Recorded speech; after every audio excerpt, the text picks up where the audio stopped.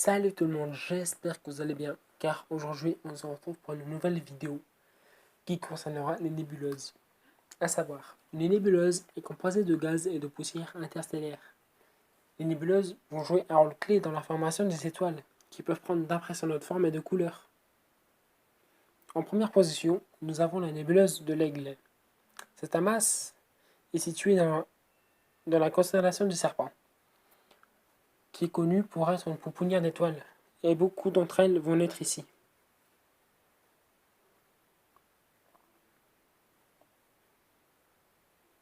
En deuxième position, nous avons la nébuleuse du Crabe. Cette nébuleuse est le résultat d'une supernova historique en 1054, c'est-à-dire l'explosion d'une grosse étoile.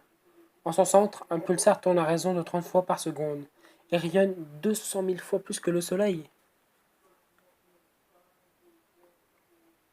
En troisième position, nous retrouvons la nébuleuse de l'œil de chat.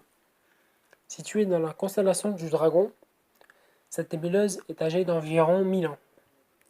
Elle tient son nom de sa forme, qui fait penser à un énorme œil qui observe l'univers.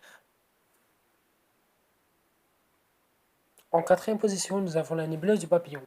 De son nom officiel NGC 6302, cette masse d'étoiles est une nébuleuse planétaire bipolaire située dans la constellation du Scorpion. Elle détient une structure des plus complexes, avec en son centre l'étoile la plus chaude de toute la galaxie. En cinquième position, nous avons la nébuleuse de la Carène. Cette grande nébuleuse rassemble plusieurs amas d'étoiles, dont deux des plus massives et lumineuses de la Voie lactée.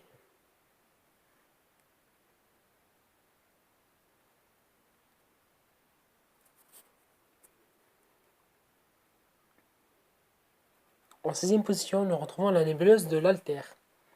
Située dans la constellation du Petit Renard, cette nébuleuse planétaire représente la première observée dans l'histoire de l'astronomie. Elle est aussi appelée trognon de pomme, ou bien sablier, pour sa ressemblance à ces objets. En septième position, nous avons la nébuleuse du Cône. Nommée d'après sa forme, comme la majorité des nébuleuses, elle fait partie de la constellation de la Licorne. La forme conique est due à la basse température de cette masse et à sa concentration en hydrogène. En huitième position, nous retrouvons la nébuleuse d'Orion. Orion est la nébuleuse la plus brillante et visible à l'œil nu, dans un ciel sans pollution lumineuse.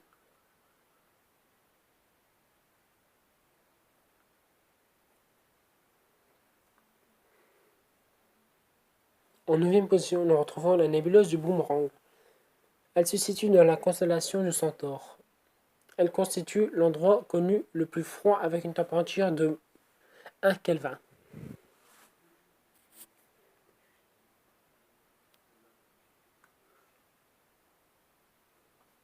Et enfin, en dixième position, nous retrouvons la nébuleuse de l'œuf pourri. Aussi peu glamour soit-il, le nom de cette nébuleuse vient de la grande quantité de soufre qu'elle contient. S'il était possible de respirer dans l'espace, cette amas sentirait littéralement l'œuf pourri.